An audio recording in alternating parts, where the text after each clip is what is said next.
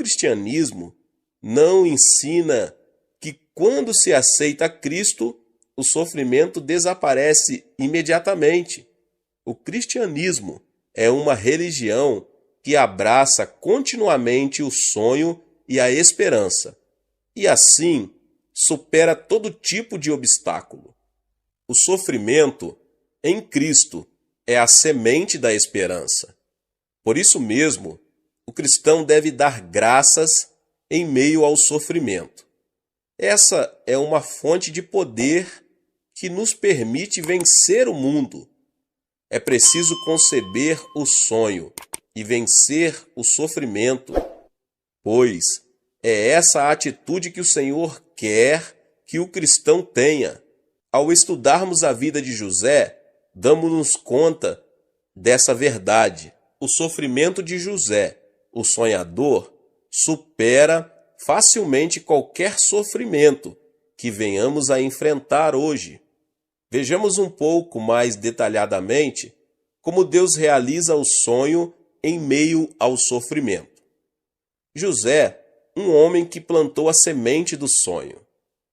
Entre seus irmãos, José era o filho a quem Jacó, seu pai, mais amava. Jacó tem 12 filhos, mas seu 12º filho era o preferido, enquanto todos os demais trabalhavam apacentando ovelhas. José se vestia com uma túnica especial, desfrutando do amor de seu pai. A Bíblia narra em Gênesis 37, 3 e 4, Ora, Israel gostava mais de José do que de qualquer outro filho, porque ele havia nascido em sua velhice, por isso mandou fazer para ele uma túnica longa. Quando os seus irmãos viram que o pai gostava mais dele do que de qualquer outro filho, odiaram-no e não conseguiam falar com ele amigavelmente. Naquela época, vestir uma túnica especial indicava ser o herdeiro do pai. A túnica era uma vestimenta importante, da melhor qualidade, que apenas os filhos do rei e de pessoas da mais alta classe usavam. Entretanto, Jacó deu a veste a José, não a seus irmãos. Ao desfrutar do amor de seu pai em predileção, obviamente suscitou o ciúme em seus irmãos.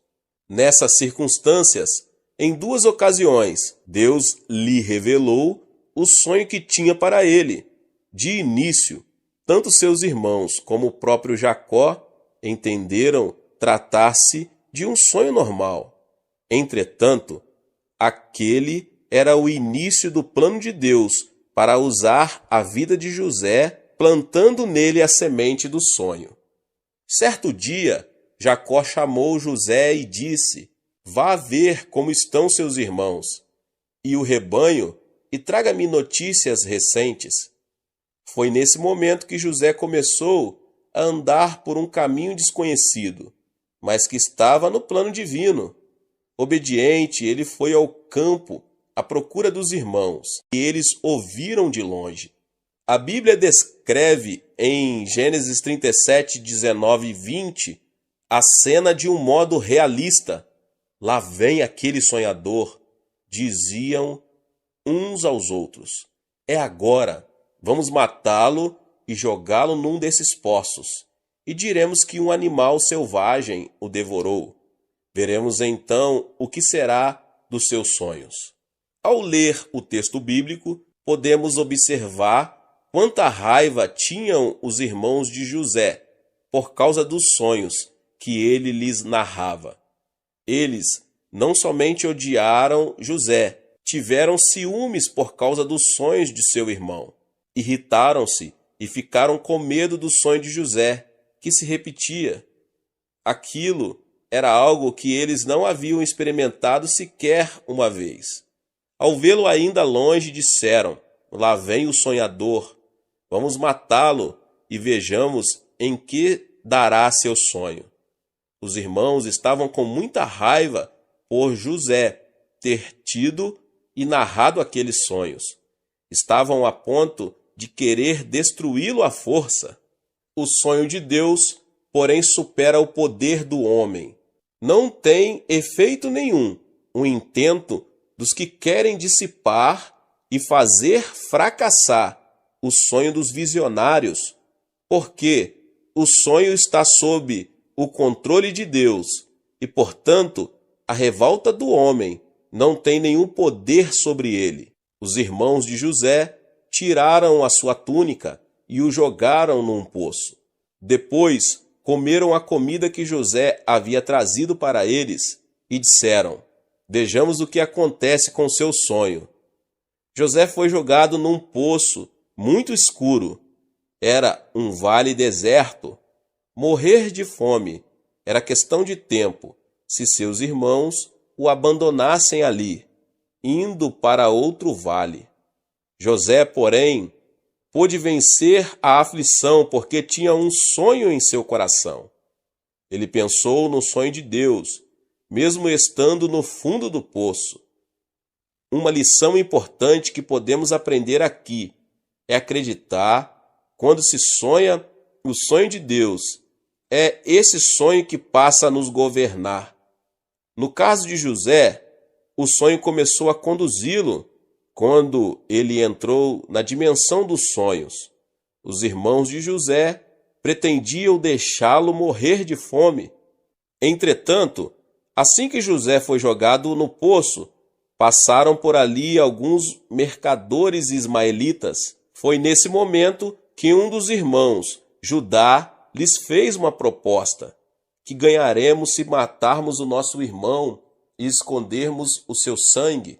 Vamos vendê-lo aos ismaelitas. Não tocaremos nele, afinal é nosso irmão, é nosso próprio sangue. E seus irmãos concordaram. Gênesis 37, 26 e 27. Essa cena mostra como Deus começou a atuar na vida de José. O plano de Deus excede as expectativas humanas. De acordo com o pensamento humano, não havia como José ser resgatado por seus irmãos, já que eles o haviam jogado no poço. O que esperava José era a morte. Entretanto, o aparecimento dos mercadores ismaelitas não deixa de ser um plano divino. Deus permitiu que José fosse vendido como escravo para o Egito. O Senhor operou sobre as circunstâncias e o enviou para o Egito, porque José tinha o sonho de Deus. Podemos perceber qual era o sentimento de José. É certo que esse homem havia começado a sonhar com Deus. Por outro lado, é certo que também uma tempestade de dúvidas o estivesse açoitando. Certamente, houve momentos em que ele sentiu que Deus queria deixá-lo por completo. O tempo todo deve ter sido este o seu pensamento. Por acaso Deus está vivo? Tenho certeza de que foi Deus que me revelou este sonho? Então, por que estou enfrentando essas dificuldades? Além disso, deve ter sentido medo, com lágrimas nos olhos, questionando se Deus o havia abandonado. Em sua viagem até o Egito, sentiria o desespero de não poder ver seu pai novamente e de lembrar-se do desejo de vingança de seus irmãos que os levaram a traí-lo. Em meio a tanto sofrimento, não seria de estranhar que José se sentisse tão mal, porque todos os sonhadores têm a mesma experiência. Por mais que tenham concebido o sonho de Deus, se as circunstâncias não acompanham esses sonhos, eles chegam a pensar: isso será da parte de Deus? E as dúvidas com certeza continuam. Deus me ajudará? Podem chegar até a pensar que Deus os tem abandonado. Caso o grau de ansiedade aumente, podem chegar a duvidar da existência de Deus. Não nos podemos concentrar nas circunstâncias variáveis. Por mais que estejamos perturbados, precisamos contemplar a semente do sonho que Deus plantou. Devemos crer que essa semente foi plantada em nós, mesmo que as circunstâncias se nos apresentem adversas e obscuras. Quando alguém persevera em esperança, vê chegar o tempo quando a semente produz flores e frutos. Mesmo encontrando-se em situação frustrante, José lembrou-se de que por 2 vezes recebera de Deus uma semente de esperança. Por isso, ele se apegou à confiança que revela: chegará o dia em que a semente da esperança dará seu fruto. Apesar de tudo o que eu tiver de passar, mesmo em meio à desesperança, José não murmurou, não retrocedeu, nem deixou que a frustração o dominasse. A esperança tem poder suficiente para manter a vida inteira de uma pessoa. Graças a esse sentimento, não somente José, como também multidões tornaram-se capazes de viver uma nova vida. Durante a Segunda Guerra Mundial, o rabino Uger Green sofreu todo tipo de violência num campo de concentração na Alemanha. Terminada a guerra, ele escreveu um artigo publicado na revista alemã Der Morgen, que narrava o seguinte: corria o ano de 1944 e era um dia muito frio de inverno. Naquela noite, meu pai nos reuniu, a mim e alguns amigos, num flanco do edifício. De repente, ele tirou do bolso uma vasilha de barro e um pedaço de queijo. No campo de concentração, não se podia conseguir um pedaço de queijo. O certo, porém, é que meu pai deixou derreter o queijo, umedeceu o pavio e depois ateou fogo no queijo. Por que o senhor não come o queijo em lugar de despedaçá-lo? Perguntei. Fixando o olhar na chama, meu pai respondeu: o homem é capaz de viver 3 semanas sem comer. Certa vez, sofri por falta de água durante 3 dias seguidos, mas sobrevivi sem nenhum tipo de problema. No entanto, como você sabe, sem esperança, o homem não pode viver 1 hora sequer. O motivo de eu ter ateado fogo no queijo é que, embora estejamos num campo de concentração, eu queria garantir para vocês que Deus está conosco como uma chama de esperança, da mesma forma que a chama está nesta vasilha. Essa é uma confissão realmente extraordinária. Os que passam por algum sofrimento necessitam da esperança de conceber um sonho, mais que qualquer outra pessoa. Isso se deve ao fato de a esperança nos fortalecer para superar todo tipo de adversidade e aflição. Jesus Cristo representa todos os que foram vivificados pela esperança em meio ao desespero. O desespero sentido por Jesus é algo que não se pode descrever com palavras humanas. Sem pecado, Jesus foi abandonado por seus discípulos e crucificado no meio de seus inimigos. Naquele instante, até Deus lhe deu as costas. Foi tão dolorosa a situação que Jesus disse em voz alta: Eloi, Eloi, lama sabachthani, que significa: meu Deus, por que me desamparaste? Mesmo em meio ao desespero, Jesus abraçou em seu coração a esperança da ressurreição. Foi por isso que, depois de sepultado por 3 dias, ele ressuscitou, venceu a morte e o Hades e converteu-se na chama eterna da esperança. O cristianismo é a fé que aceita um Cristo como este. Devemos nos lembrar de que, mesmo em meio à escuridão total, a chama da esperança não se apagou. Neste sentido, a fé cristã consiste em contemplar a esperança da ressurreição em meio à morte da cruz.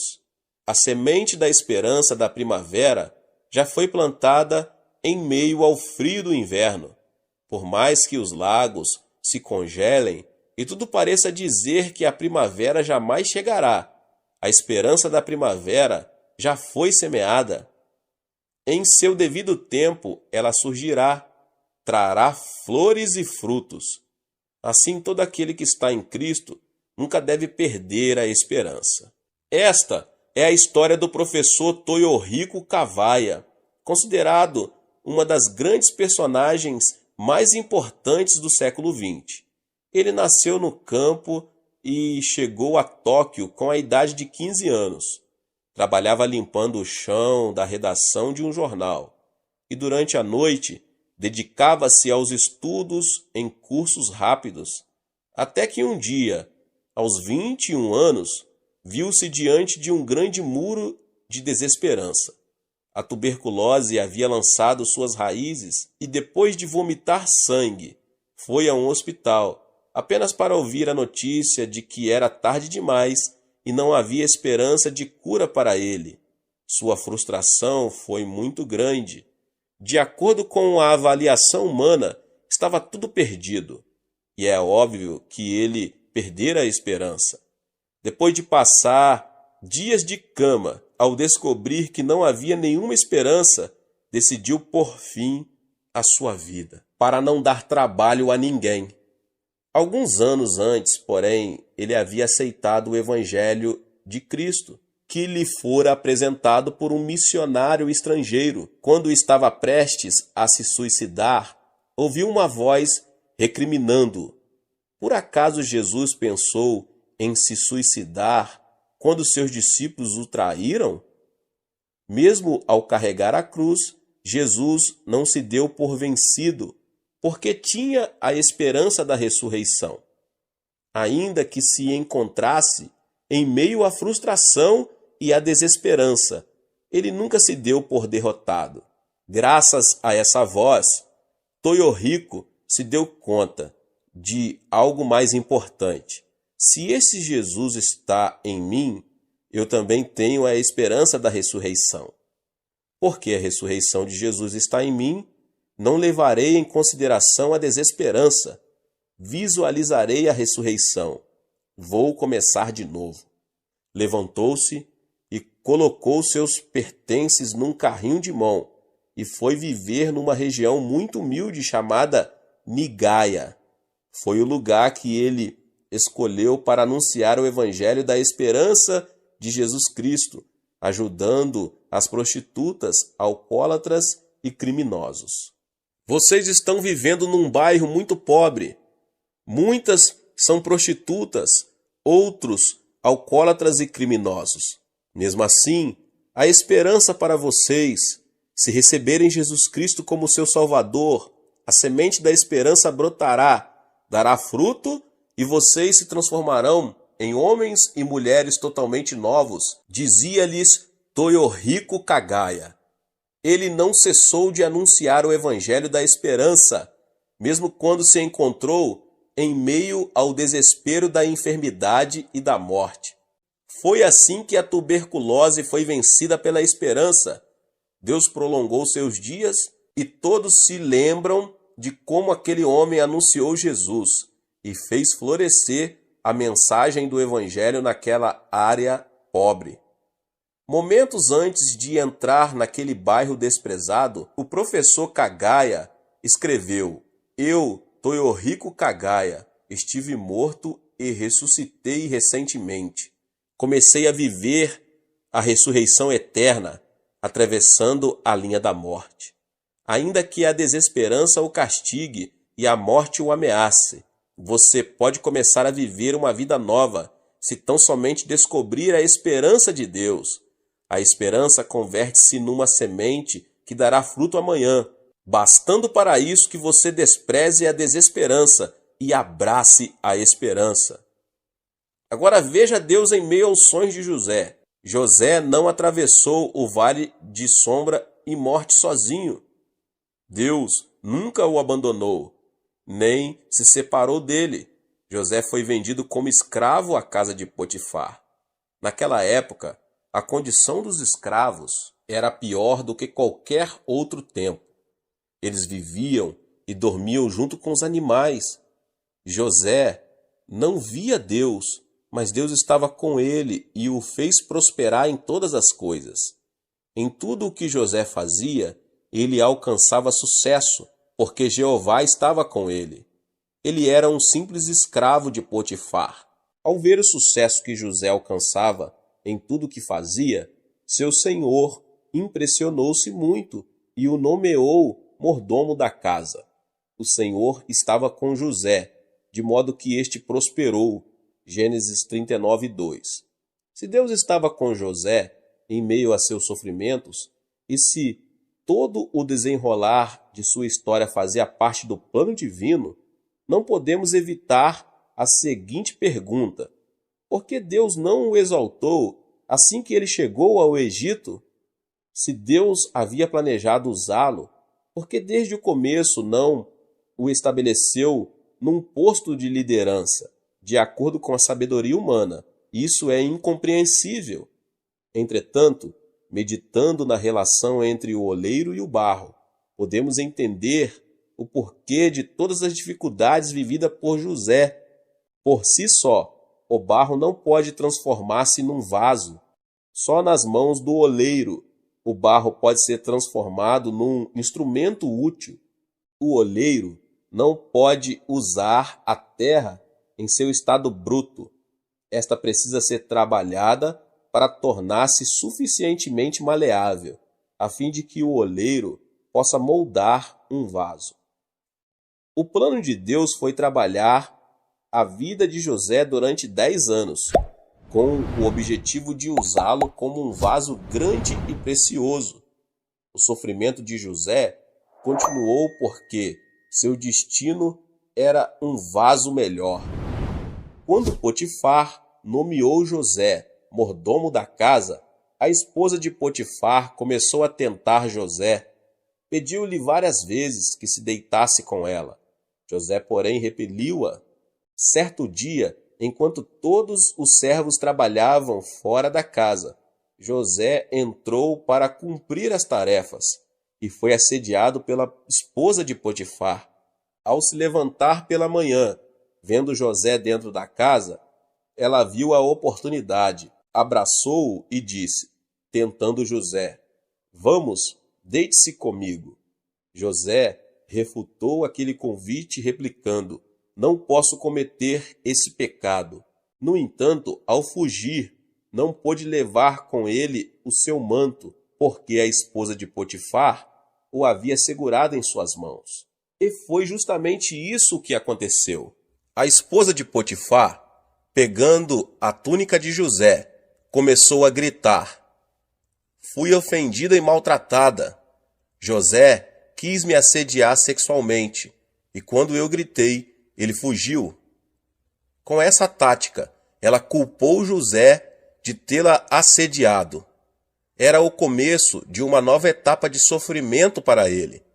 Não havia testemunha. Além do mais, a mulher era nada menos que a esposa de Potifar. Ninguém se pôs a favor de José. Ele era um simples escravo.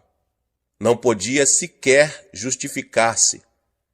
Tendo ouvido o grito, todos os escravos correram para a casa de Potifar, que supostamente estava no palácio de Faraó. Ele chegou em sua casa apressadamente. Com toda a certeza, maltratou e expulsou José. Nessa época, o escravo não tinha nenhum direito legal. O dono podia matá-lo como a um animal. Além disso, o adultério era considerado um pecado tão sério que era preciso que aquele que o cometera fosse a julgamento. O futuro de José era tenebroso. A única coisa que lhe restava era o próprio corpo, porque seus irmãos o haviam vendido como escravo. Mas até mesmo a sua integridade física estava em perigo. Foi nesse momento que José lembrou-se dos sonhos que tivera. A aflição é a morte do passado, enquanto a esperança é o começo do futuro.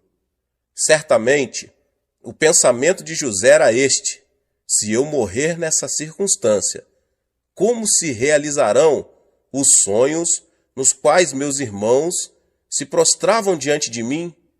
Se esses sonhos me foram dados por Deus, Ele os cumprirá, ainda que em meio a uma situação tão desalentadora e sem esperança como esta. Era exatamente isso que Deus estava fazendo, guiando a vida de José por meio dos sonhos. O adultério merecia uma pena imediata, mas Potifar mandou que José fosse lançado no cárcere, onde estavam todos os presos por motivos políticos. Deus fez que José continuasse vivo, levando-o para um lugar a que jamais poderia ir por causa de sua posição social inferior. Quando alguém concebe sonhos e esperança e não os abandona, a semente da esperança dá seu futuro. Como depois de um frio inverno, a primavera do universo brota e traz consigo um novo tempo. Aquele que tem Cristo no coração vence a morte e produz o fruto da ressurreição. A semente da ressurreição que Cristo nos deu tem o poder de frutificar em qualquer circunstância. Certa vez, expedicionários ingleses descobriram sementes dentro de uma pirâmide no Egito. As sementes tinham 3.000 anos. Muitos pensaram que elas estavam mortas. Entretanto, levadas para a Inglaterra e plantadas, deram fruto. Se uma semente, cerca de mais de 3.000 anos, pôde dar fruto, quanto mais nós, que temos a semente de Jesus Cristo em nosso coração. Certamente, teremos sucesso em tudo, como se enche de felicidade a nossa alma, e teremos saúde e vida em abundância, podendo ver o fruto da vitória. Foi isso que José experimentou. Viu que seu sonho se realizava, porque Deus estava com ele, mesmo tendo sido lançado no cárcere. Quem foi posto na cela onde José estava? O padeiro e o copeiro, por haverem ofendido o Faraó. Na mesma noite, os dois tiveram sonhos estranhos e não os podiam interpretar. Quando narraram os sonhos a José, ele interpretou o sonho de cada um, e de acordo com sua previsão, o padeiro foi morto e o copeiro tornou a sua função. A interpretação de José foi confirmada. O copeiro ficou extremamente agradecido e José lhe pediu um favor. Quando você recuperar o seu cargo, fale ao Faraó a meu respeito. Eu não fiz nada para estar aqui. Tão logo o copeiro saiu do cárcere, esqueceu-se completamente de José, que teve de permanecer por mais 2 anos naquela prisão. Entretanto, em meio à perseverança, chegou o tempo em que a semente da esperança deu seu fruto. Certa noite, o Faraó teve um sonho. Tratava-se de um sonho repetido, e ele acreditou ser uma predição. Entretanto, não havia como interpretar aquele sonho. O Faraó ficou muito perturbado. Ele havia sonhado que 7 vacas gordas e bonitas estavam pastando, mas em determinado momento apareceram 7 vacas magras e feias que devoraram as 7 vacas gordas. Em seguida, ele teve outro sonho, no qual viu 7 espigas de trigo grandes e bonitas. De repente, viu que 7 raízes definhadas, secas e queimadas pelo vento oriental, devoravam as espigas grandes e bonitas. Como se tratava de uma predição, o Faraó chamou todos os mágicos do Egito, mas ninguém foi capaz de interpretar o sonho do rei. Ele ficou tão aborrecido e ansioso que não se podia aquietar. Foi então que o copeiro lembrou-se de José e falou sobre ele ao Faraó. O rei, desesperado, mandou chamá-lo. Naquele dia, José ainda encontrava-se atrás das grades, mas começou a ouvir um murmúrio vindo de fora. E de repente entrou um cabeleireiro e começou a fazer sua barba e cortar seu cabelo. Depois o fizeram banhar-se, vestiram-no e o levaram até o palácio numa carruagem real. Num piscar de olhos, as circunstâncias haviam mudado. O sonho do faraó estava realmente sendo usado para o cumprimento dos planos divinos. Havia chegado a hora em que os sonhos de José começaram a brotar e a dar fruto, e a sua taça passou a transbordar a graça divina. Era um momento em que a semente guardada por José durante muitos anos começava a dar fruto. A semente da esperança plantada na terra do sofrimento dá o seu fruto em seu devido tempo. Se você semeia a semente de Jesus Cristo na terra do sofrimento e da aflição, ela dará seu fruto. Cristo, a ressurreição e a vida, faz que brote e dê fruto em nossos dias. Para os que amam a Deus e foram chamados segundo o seu propósito, tudo contribui para o bem e produz o fruto. Essa verdade imutável tornou-se visível na vida de José. Ele se apresentou ao faraó e não só interpretou o sonho, como lhe revelou a maneira pela qual poderia resolver o problema.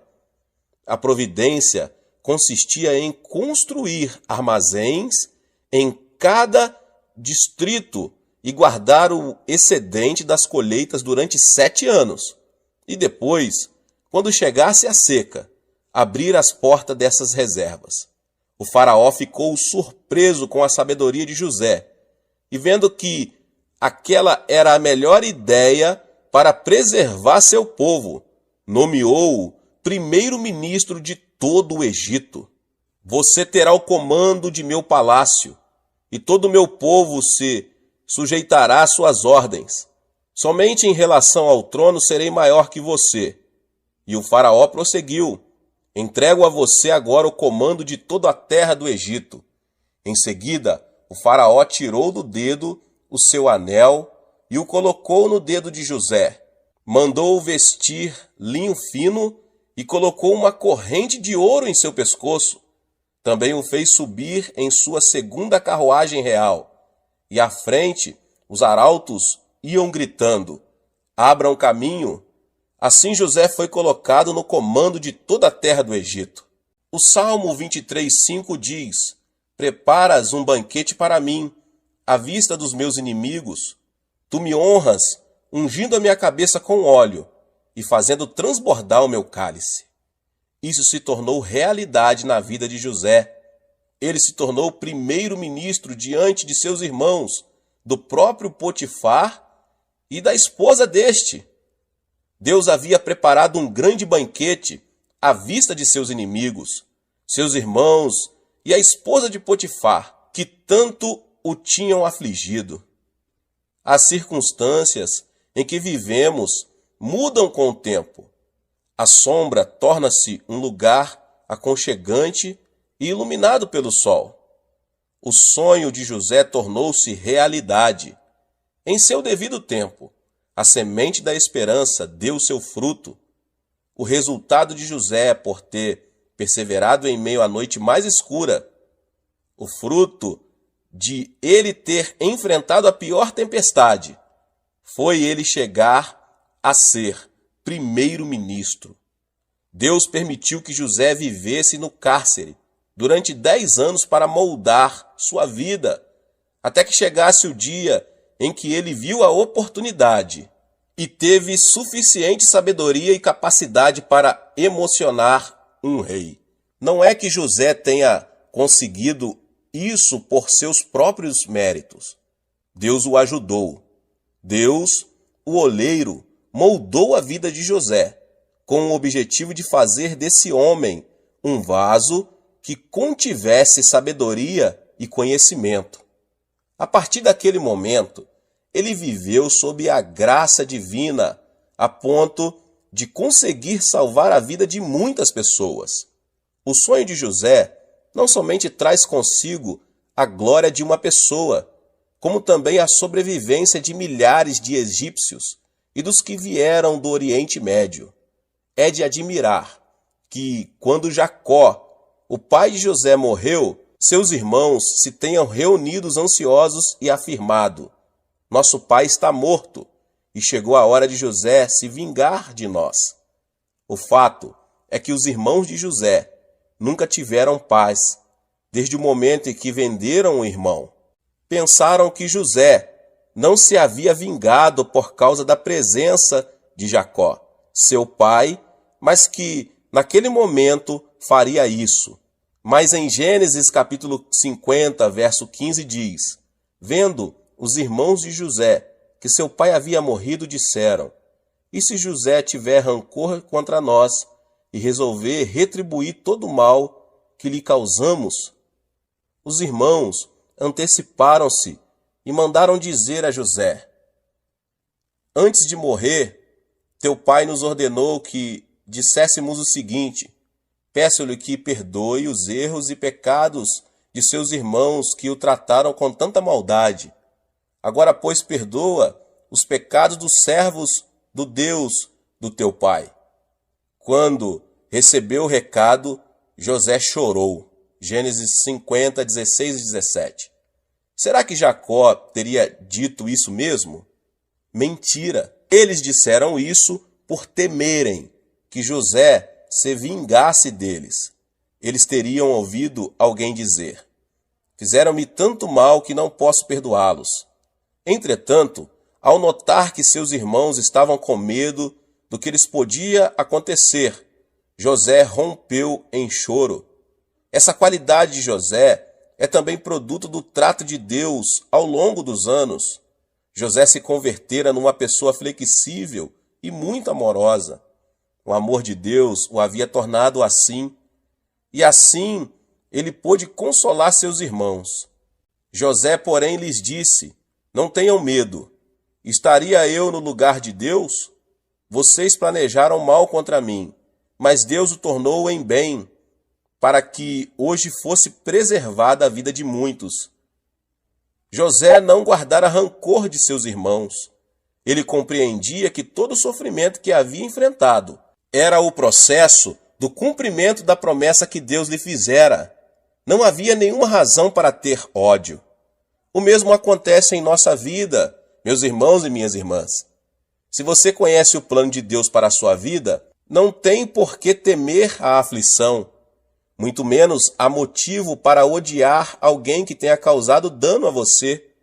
Basta entregar a vida a Deus, para que Ele realize seu sonho, mediante todas as circunstâncias, porque você vier a passar. Deus guiará nossos sonhos, se tão somente nos humilharmos diante dEle, e não nos apegarmos à mesquinhez e à vontade própria. Se você tem um sonho, ele será apresentado no melhor momento. Não somos nós que produzimos o sonho. O sonho é que molda nossa vida. É o sonho que transforma nosso destino e as circunstâncias em que vivemos. Deus concede um sonho a todo o indivíduo ou nação antes de abençoá-lo. Durante a Segunda Guerra Mundial, foram assassinados mais de 6 milhões de judeus. Por isso, muitos pensaram que os judeus jamais conseguiriam se reerguer outra vez. No entanto, como vive o povo judeu hoje? Recuperou seu território e continua a manter-se como uma das nações mais poderosas do mundo. Como é possível que um povo, depois de severamente destruído, tenha se levantado de novo? Isso aconteceu porque esse povo manteve sua esperança em Deus. Nas paredes de uma prisão feita para judeus, permanecem gravadas algumas palavras. Podemos perceber que foram homens de esperança que ali deixaram o que está escrito: creio. Creio que ainda que não haja sol, ele está oculto atrás das nuvens. Creio. Creio que mesmo que eu não o perceba, Deus me ama. Creio.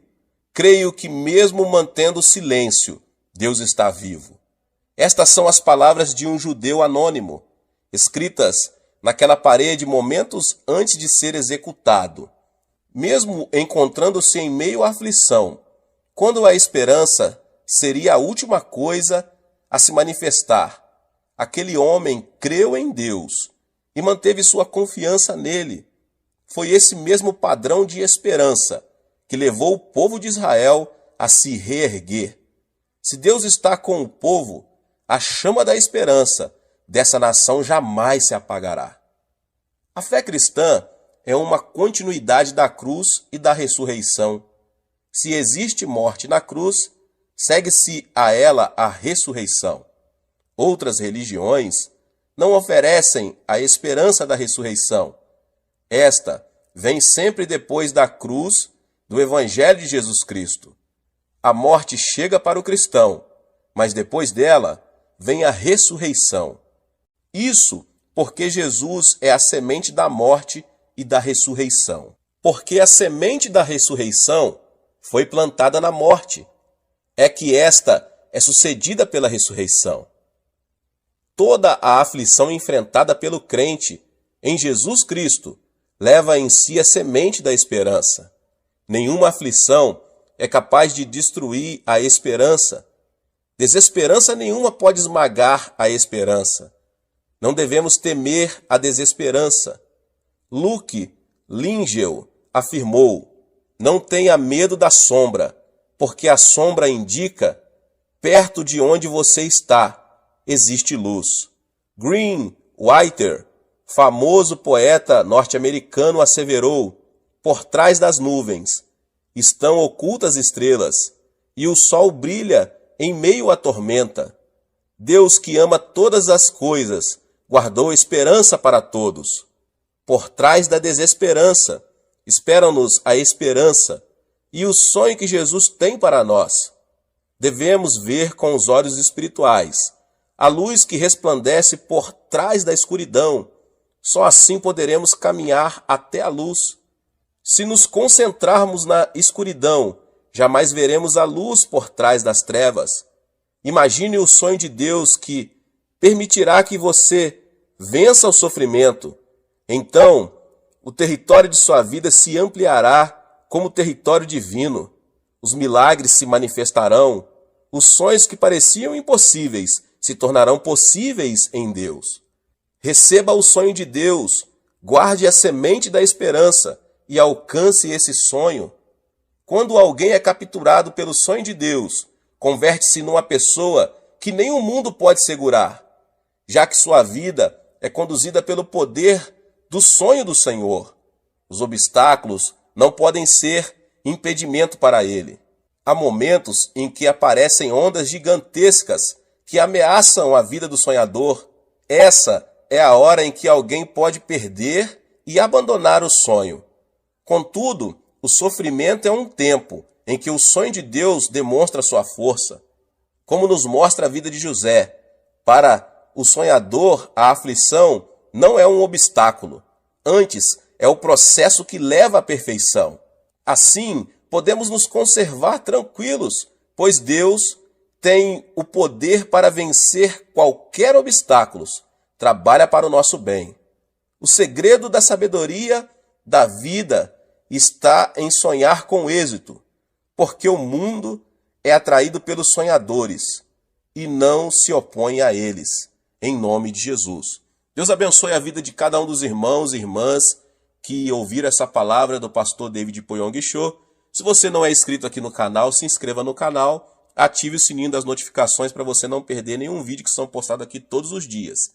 Deixe também o seu like e não esqueça de compartilhar essa palavra com as pessoas que você mais ama. Deus te abençoe e nos vemos nos próximos vídeos. Amém.